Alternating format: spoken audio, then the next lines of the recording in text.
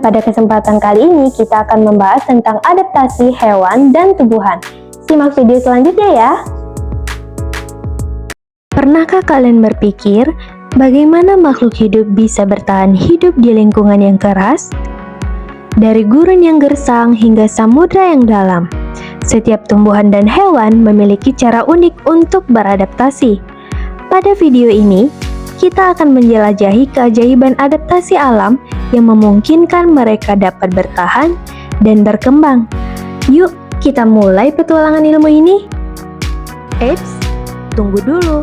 Sebelum lanjut, jangan lupa subscribe dan nyalakan lonceng notifikasinya agar kamu tidak ketinggalan video terbaru dari channel Amanda. Tumbuhan memiliki berbagai cara untuk menyesuaikan diri dengan lingkungannya. Nah, oleh karenanya, mari kita bahas ada 3 jenis adaptasi utama. 1. Adaptasi morfologi, yaitu perubahan bentuk atau struktur tubuh agar sesuai dengan kondisi lingkungan. Tumbuhan yang pertama, kaktus, si tangguh dari gurun. Kaktus adalah tumbuhan yang hidup di daerah gurun yang sangat panas dan kering. Untuk mengurangi kehilangan air, daunnya berubah menjadi duri yang berfungsi sebagai perlindungan dari hewan pemangsa. Selain itu, batang kaktus yang tebal mampu menyimpan banyak air sebagai cadangan ketika musim kering tiba. Menariknya, fotosintesis pada kaktus akan terjadi di malam hari agar mengurangi proses penguapan air yang tinggi saat siang hari. 2. Bakau, sang pelindung pantai. Pohon bakau banyak ditemukan di pesisir pantai dengan tanah berlumpur. Tumbuhan ini memiliki akar tunjang yang kuat untuk menopang tubuhnya di dalam tanah yang lembek. Selain itu, akar napas yang menjulang ke atas akan membantu dalam mendapatkan oksigen dari udara. Mengingat lingkungan berlumpur kurang memiliki oksigen, adaptasi ini sangatlah penting bagi ekosistem pesisir karena bakau berperan dalam mencegah abrasi dan menjadi tempat hidup bagi banyak makhluk laut. 3. Teratai, sang penguasa perairan. Berbeda dengan kaktus, teratai hidup di lingkungan perairan seperti kolam ataupun rawa. Daunnya yang lebar dan berongga akan membantu tanaman ini untuk mengapung di atas air. Sementara batangnya yang lentur mengikuti pergerakan air tanpa mudah patah. Selain itu, permukaan daunnya memiliki lapisan lilin yang membuat air tidak mudah meresap, sehingga tetap kering dan efisien dalam proses fotosintesis. Adaptasi tingkah laku adalah perubahan pola hidup untuk dapat bertahan. Contohnya pada bunga matahari. Bunga matahari akan menghadap ke arah matahari sepanjang hari untuk mendapatkan sinar matahari yang maksimal untuk ia dapat bertahan hidup. Tidak hanya tumbuhan, hewan juga memiliki strategi adaptasi yang menakjubkan. Mari kita lihat beberapa contohnya. 1. Adaptasi morfologi, perubahan bentuk tubuh untuk mendukung kehidupan mereka. Hewan yang pertama yaitu unta, sang raja gurun yang tahan panas. Unta terkenal sebagai hewan yang mampu bertahan di padang pasir dengan kondisi yang ekstrim. Punuknya bukanlah berisi air, melainkan lemak yang berfungsi sebagai cadangan energi. Selain itu, unta memiliki kelopak mata transparan dan bulu mata panjang yang melindungi dari badai pasir. Hidungnya juga dapat menutup sebagian untuk mencegah pasir masuk saat angin bertiup kencang.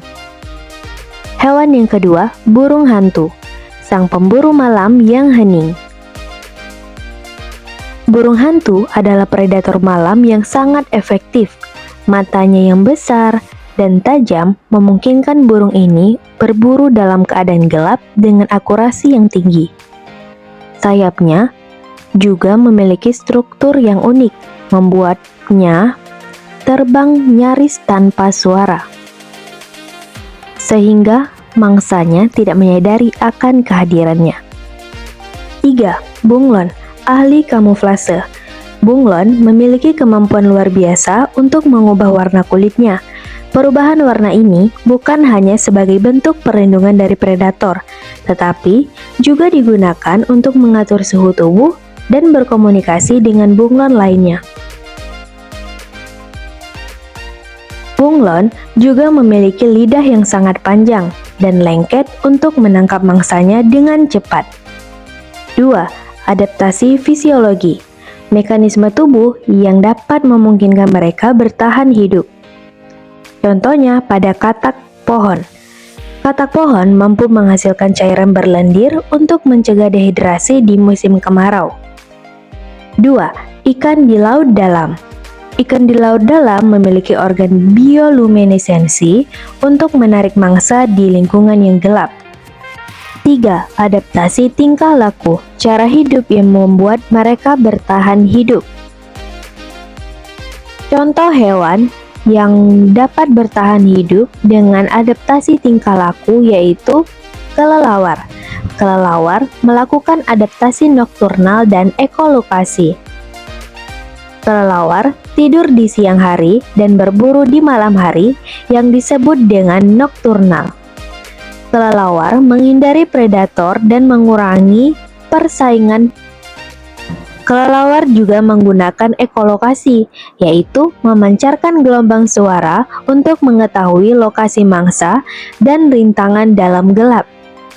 Dan yang terakhir, kelelawar hidup berkelompok di gua, tidur dalam koloni besar untuk menjaga suhu tubuh dan perlindungan dari predator.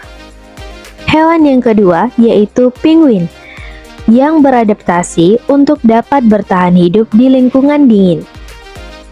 Penguin berkumpul dalam kelompok besar atau disebut dengan huddling, berbaris rapat dalam kelompok untuk menjaga kehangatan di suhu ekstrim. Lalu, penguin juga berenang dengan cepat dan menyelam dalam. Penguin berburu ikan dengan menyelam hingga ratusan meter dan menghindari predator. Lalu, penguin juga berjalan dengan bergoyang atau waddling. Cara berjalan ini dapat menghemat energi penguin saat bergerak di atas es. Lalu yang terakhir, sang penguin jantan akan menjaga telur. Setelah betina bertelur, penguin jantan mengerami telur selama musim dingin. Nah, hewan yang terakhir yaitu lumba-lumba yang beradaptasi dengan menggunakan ekolokasi. Seperti kelelawar, lumba-lumba memancarkan suara untuk bernavigasi dan berburu di air yang keruh. Lalu, lumba-lumba juga hidup secara berkelompok untuk perlindungan. Lumba-lumba hidup dalam kelompok untuk melindungi diri dari predator seperti hiu dan ikan-ikan di laut dalam lainnya. Lumba-lumba juga dapat berkomunikasi dengan suara dan gerakan. Lumba-lumba menggunakan siulan, klik, dan gerakan tubuh untuk berinteraksi dengan sesama. Lumba-lumba juga bisa melompat keluar dari air atau disebut dengan breaching. Bisa membantu mereka bernafas lebih baik, melihat lingkungan, atau sebagai bagian dari perilaku sosial mereka. Dan terakhir, lumba-lumba membantu anggota kelompok yang terluka. Lumba-lumba memiliki perilaku sosial yang tinggi. Dia sering membantu sesama dalam kesulitan. Nah, ketiga hewan ini memiliki adaptasi tingkah laku unik untuk dapat bertahan hidup di lingkungan masing-masing. Kelelawar menggunakan ekolokasi dan hidup nokturnal untuk berburu di malam hari. Penguin beradaptasi dengan hidup berkelompok dan menjaga suhu tubuh dalam cuaca dingin. Sedangkan lumba-lumba memakai ekolokasi dan hidup sosial untuk bertahan di lautan. Semua perilaku ini menunjukkan bagaimana hewan dapat menyesuaikan diri dengan cara hidupnya agar mereka dapat bertahan di habitatnya. Dari materi ini, kita telah memahami bahwa adaptasi merupakan kunci utama bagi makhluk hidup untuk bertahan dalam berbagai kondisi lingkungan. Hewan dan tumbuhan memiliki cara unik dalam menyesuaikan diri, baik melalui adaptasi morfologi, fisiologi, maupun perilaku.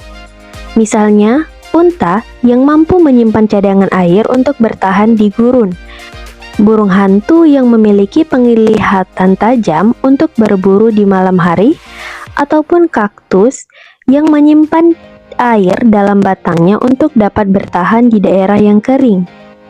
Semua ini menunjukkan betapa luar biasanya makhluk hidup dalam menghadapi tantangan alam. Pemahaman tentang adaptasi ini juga mengajarkan kita untuk lebih menghargai serta menjaga lingkungan.